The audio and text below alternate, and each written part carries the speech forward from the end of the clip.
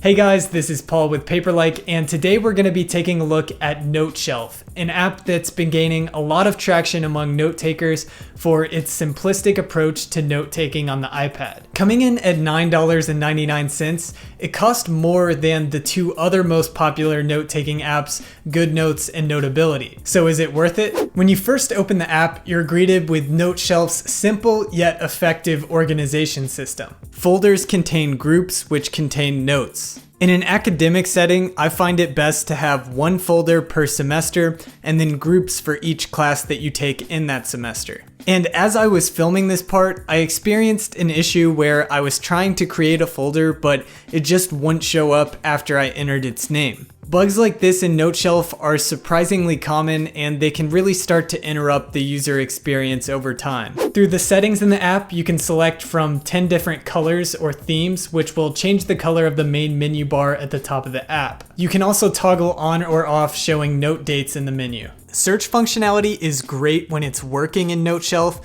You can search for folders, groups, notes, and even text within notes, all from the same search bar. That being said, I've had multiple notes that have text in them that simply does not come up when I search for it. I've tried everything, so that's definitely a bug that needs to be addressed. To make a new note, you just tap the little plus icon in the top right corner of the app, and you have a number of options to choose from. If you select New Notebook, you'll have the option to select a notebook cover and what type of paper you want within that notebook. There are plenty of great paper templates to choose from, so you have not only your standard lined, gridded, and dotted paper, but also options like day planners and even digital diaries. You can also import your own custom template from a photo or document file, and you can even download other pre-made custom templates for free from the in-app store. Once your notebook is created, we're finally ready to take notes or do whatever other sort of writing you were planning on doing in Noteshelf. With the pen tool, you have 4 pen or stroke options to choose from. There's the standard ballpoint pen, a fountain pen, a marker pen,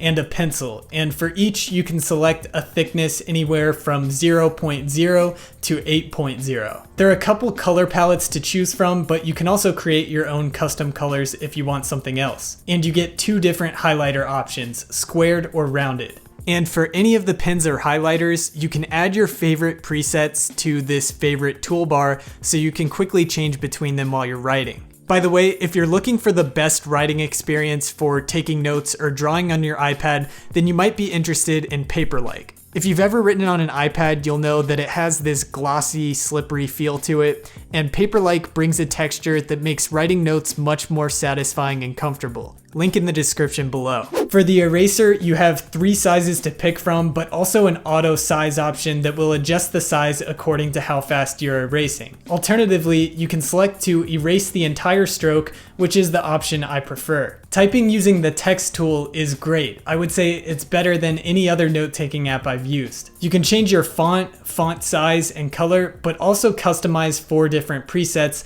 to quickly change between while you're typing. I found this really useful. For example, if I wanted to emphasize a really important point, I could just switch to my bolded font with the tap of a button. You also have the option of turning your clear text box into a solid box, which opens up some pretty cool possibilities. The first thing I thought of is that you could create your own sort of flashcard quizzing system with questions on the text boxes about the notes you've taken underneath the text. Then you could quiz yourself and just move the text box to see if you were correct. Using the selection tool, you can outline the text or writing that you want to edit and resize it, move it around, cut and paste, change the color, and even take a screenshot of the selected portion and save it to your device. I found the shape tool works really well for circles and lines, but I'm not a fan of the way it handles triangles and squares. My squares always seem to turn into rectangles, and my triangles are always slightly misaligned. If you're working on something that needs to be very precise,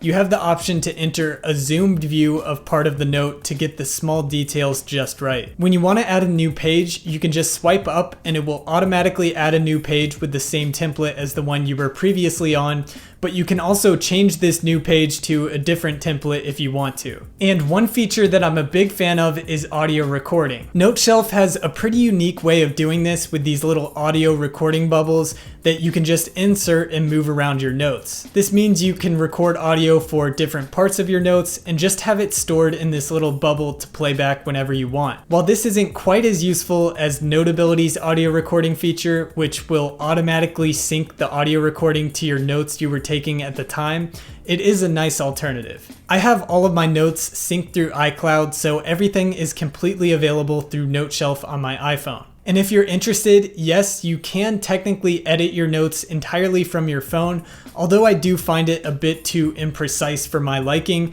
so I prefer to just read my notes on the phone. And there is a version of Noteshelf available for macOS, but it will cost you an additional $7.99. It has the exact same functionality as the iPhone and iPad version, but without the ability to comfortably handwrite my notes, it loses a lot of the appeal for me. So I would only recommend this version if you're interested in typing or reviewing your notes on your Mac. Other backup options include Dropbox, Evernote, OneDrive, and Google Drive. I've attempted multiple times to link my Google Drive account, but have not been able to successfully sync my notes to my drive. While Noteshelf offers an overall very pleasant note-taking experience, it's hard to recommend over Goodnotes or Notability. It offers more or less the same features, but it seemed to be a bit less polished than the other two apps, especially with my issues with backing up to Google Drive, so the $10 price point is a bit hard to justify. Thanks for watching, and I'll catch you guys in the next one.